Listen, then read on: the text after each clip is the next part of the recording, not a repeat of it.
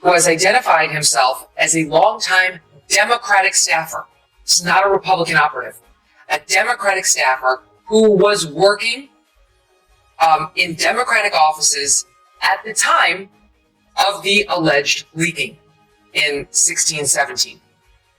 This staffer was interviewed by FBI agents on several occasions and told those agents that then Congressman Adam Schiff was the one who approved the leaks. For a long time, Congressman Adam Schiff's political style has been described as one of moral conviction and a fearless pursuit of the truth, but as writer Megyn Kelly examines his public record, that image begins to unravel, exposing a figure less dedicated to defending democracy and more reliant on theatrical language and polished sound bites, ultimately portraying a politician whose career has been shaped more by performance than by tangible results. Now, this staff member began talking to the FBI in 2017 because he said he considered the leaks to be, quote, unethical, illegal, and treasonous. This is a Democrat staffer who is saying to the FBI he had a holy shit moment when he heard Adam Schiff give the order.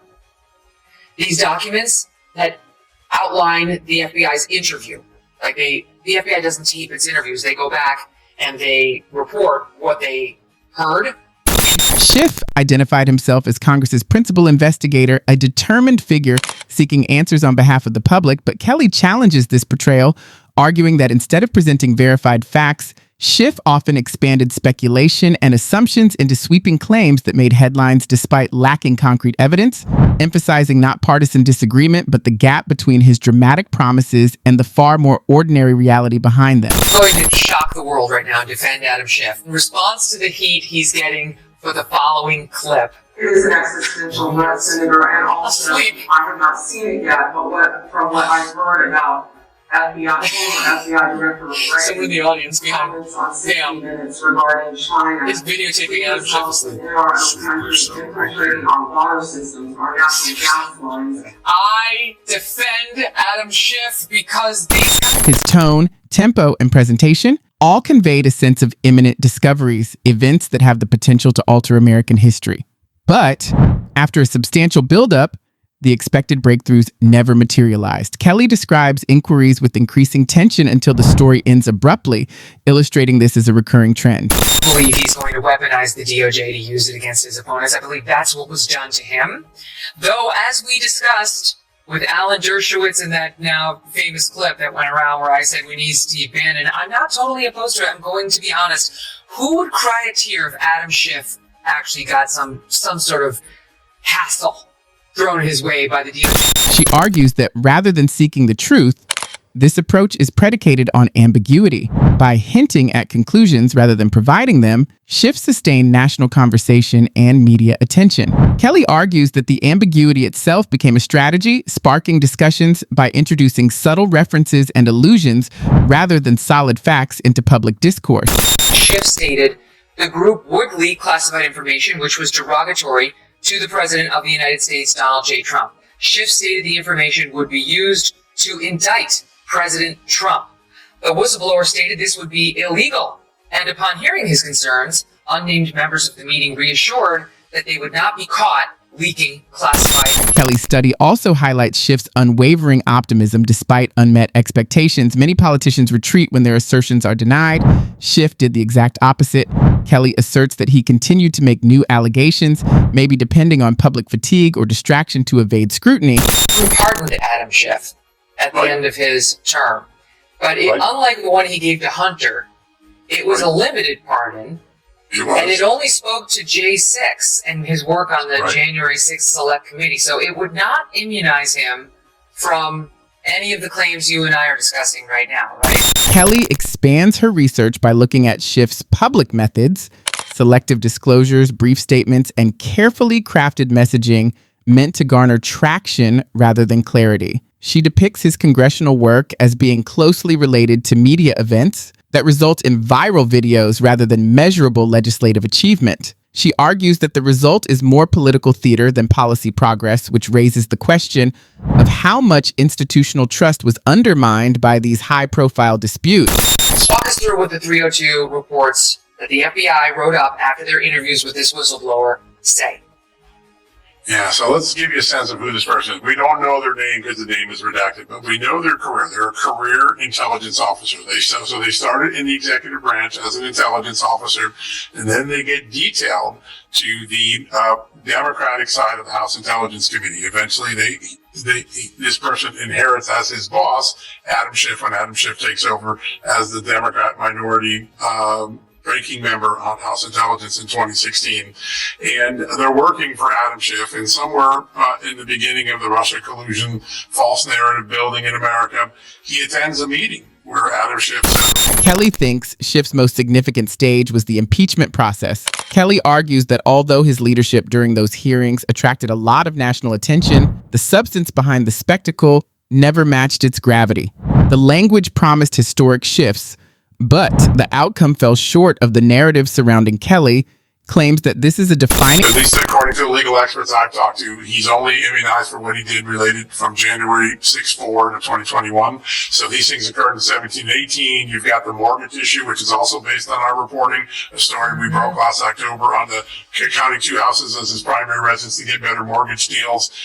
Those would fall outside of the pardon according to the legal experts who've looked at it. And I suspect if those get to the case of criminality, at some point that there may be some legal challenges trying to test that pardon.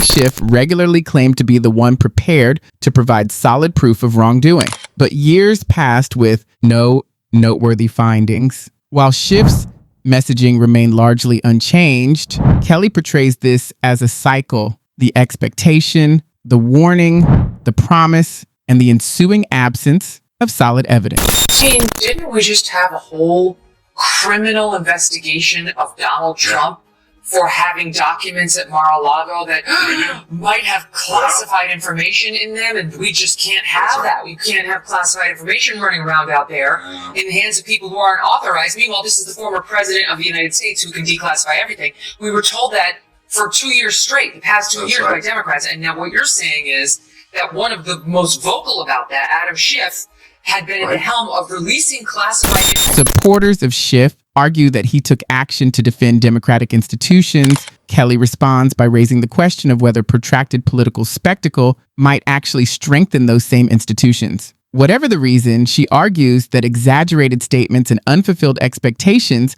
have the potential to undermine public confidence. Her critique is not grounded in philosophy, but rather in the consequences of prolonged dramatization.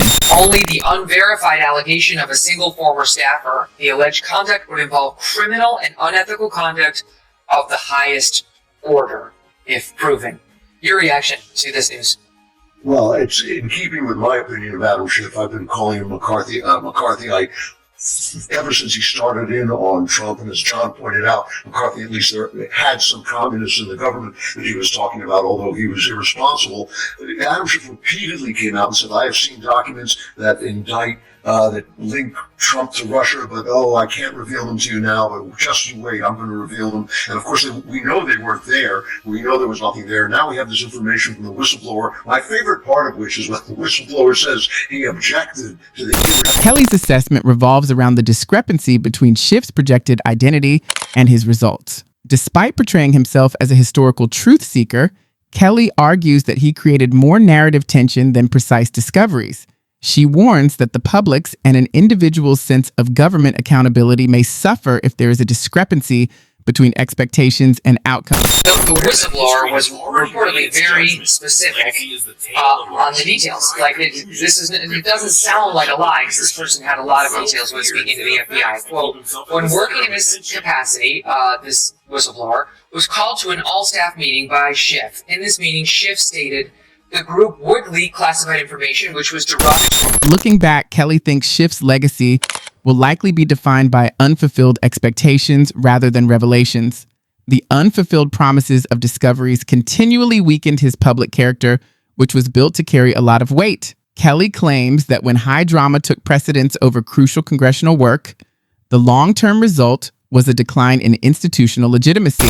Whistleblower interview transcripts from the FBI, they're not exactly transcripts, they're FBI write-ups of the interviews that they conducted with a whistleblower who's a self-described Democrat working for the Democrats on the House Intelligence Committee, who worked for them, by the way, for 10 years, who says that he was there in 17 when he heard Adam Schiff say, "We are going to leak classified documents and intel to the media with the hopes of getting..."